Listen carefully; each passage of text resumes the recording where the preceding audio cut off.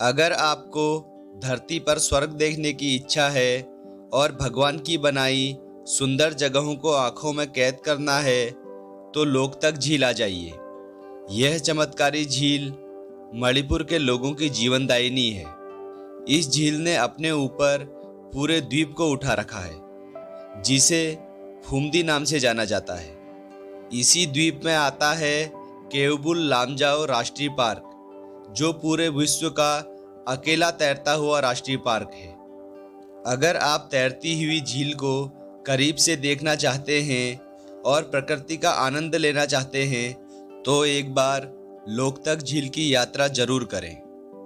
नमस्कार दोस्तों, कैसे हो आप लोग। मैं हूं आपका दोस्त यूवी और आप देख रहे हैं ट्रैवलर यूवी। दोस्तों, आज हम बात करने वाले हैं मणिपुर की लोकतक झील की, जो वास्तव में किसी स्वर्ग से कम नहीं है। आइए जानते हैं लोकतक झील के बारे में। भारत देश कई विविधताओं से भरा हुआ है और अपने आप में कई विशेषताओं को समेटे हुए है। भारत में कई ऐसी जगह मौजूद हैं जो आश्चर्य से भरी हुई है। ऐसी ही आश्चर्य से भरी हुई एक जगह उत्तर पूर्व भारत के मणिपुर में स्थित लोकतक झील है। यह झील खूबसूरत होने के साथ साथ अद्भुत विशेषताओं से भरी हुई है। लोकतक झील एक ऐसी झील है जिसे फ्लोटिंग झील भी कहा जाता है, क्योंकि यह विश्व की इकलौती तैरती हुई झील है। लोकतक झील भारत के पूर्वोत्तर भाग में स्थित मणिपुर राज्य की एक खूबसूरत झील है। यह अपनी सतह पर तैरते हुए वनस्पति और मिट्टी से बने हुए द्वीपों के लिए दुनिया भर में प्रसिद्ध है, जिन्हें कुंदी कहा जाता है। झील का कुल क्षेत्रफल लगभग 280 वर्ग मीटर है। इस द्वीप पर सबसे बड़ा तैरता हुआ द्वीप केवबुल लामजाओ कहलाता है और इसका क्षेत्रफल 40 वर्ग मीटर है। यहाँ पर संगई हिरन भी पाए जाते हैं, जो सिर्फ इसी जगह पर मौजूद है। यह एक विलुप्तप्राय प्रजाति है।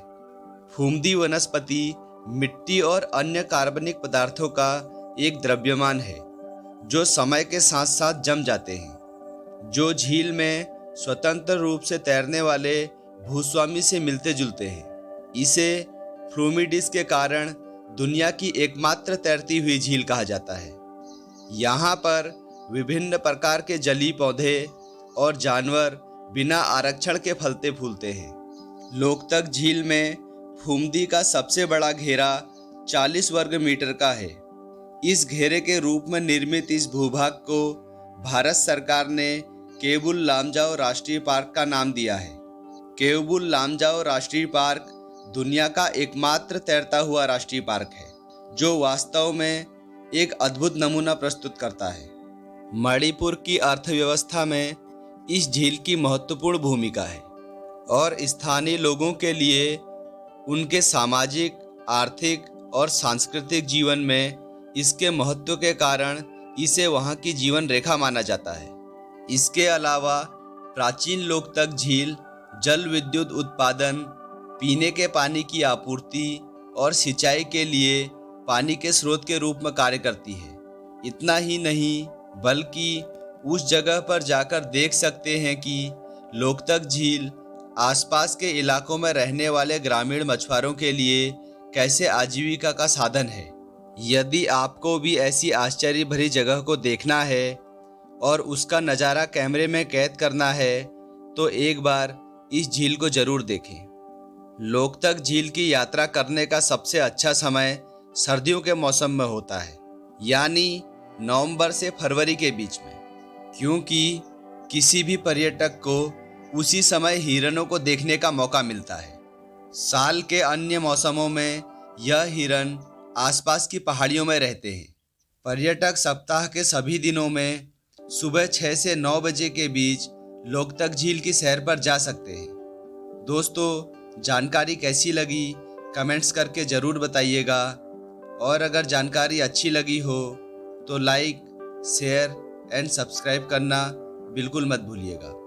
हम आपको ऐसी ही इंटरेस्टिंग जानकारियों के साथ मिलते रहेंगे।